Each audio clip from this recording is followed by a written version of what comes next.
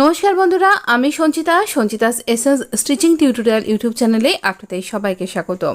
একটা প্ল্যাকেট নেক ডিজাইন তৈরি করব। নেকটাকে কাট করে নিই। তো আমরা এখানে নেকের জন্য 3 ইঞ্চি ওয়েট নিচ্ছি আর 3 ইঞ্চি আমরা লেন্থ নিচ্ছি।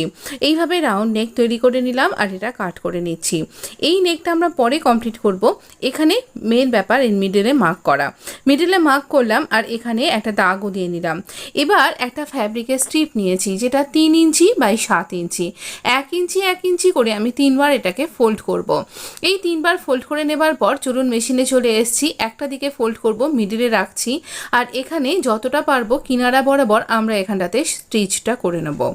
একদম যতটা আপনি রাখছেন প্ল্যাকেট তার 1 ইঞ্চি ওপরে গিয়ে স্টিচিংটা বন্ধ করব, সুতোটা কাট করব।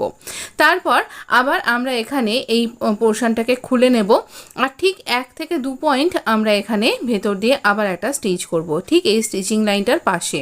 তো দেখুন এই রকম হচ্ছে আর এটার মাঝখান দিয়ে আমরা এখানে কাট করে নেব। একদম এন্ড পর্যন্ত কাট করব, কিন্তু সেলাই বা সুতো যেন কেটে না যায়। এবার এই অংশটা যেটা আমরা দুবার করে ফোল্ড করলাম সেই অংশটা আগে ফোল্ড করে ভেতরে ঢুকিয়ে নেব। তারপর যে অংশটাকে আমরা একবার ফোল্ড করছি সেটা ঢোকাবো।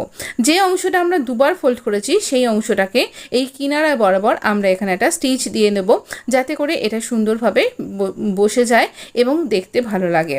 তারপর এই প্ল্যাকেটের অংশটা বার করে নেব আর এর উপর দিয়ে এই আলাদা বাটন পট্টিটাকে, যেটা 1 ইঞ্চি ফোল্ড করেছি, একবার ফোল্ড করেছি, সেটাকে বসাবো। তো দুটো কিনারা এরকম মুখোমুখি রাখছি, একটার উপর একটা ওভারল্যাপ করে রেখে এই কিনারা বরাবর একটু 1 ইঞ্চি মতন স্টিচ করে এই মাঝখান দিয়ে আর একটা স্টিচ করে দেবো। দেখুন এইখানটায় লক করলাম, করে এই বরাবর যতটা প্ল্যাকেটটা রয়েছে 1 ইঞ্চি মতন বন্ধ করে দিলাম, যাতে করে এটা শক্তপোক্ত হয়। তারপর যেটা ডাবল ফোল্ড করা স্ট্রিপটাকে পেছন দিকে ঘুরিয়ে দিয়ে এইখান থেকে এই প্ল্যাকেটটাকে 1 ইঞ্চি ফোল্ড করা, একবার ফোল্ড করা প্ল্যাকেটটা এইভাবে স্টিচ করে নিলাম। নেওয়া হয়ে গেছে। এবার আমরা এখান থেকে সুতো কাট করে নিচ্ছি। আর এবার চলুন দেখিয়ে দিই এই এক্সট্রা যে অংশগুলো ওপর দিকে, যেহেতু রাউন্ড নেক বলে আমি এক্সট্রা রেখেছিলাম, এই অংশগুলোর ভেতরে জয়েন্টটা কাট করে নিলাম। ওই যে সুতোটা টান করেছিলাম, দেখুন প্ল্যাকেটটা এরকম দেখতে লাগছে। আইডিয়াটা ভালো লাগলে প্লিজ লাইক শেয়ার সাবস্ক্রাইব করে পাশে থাকবেন। ধন্যবাদ।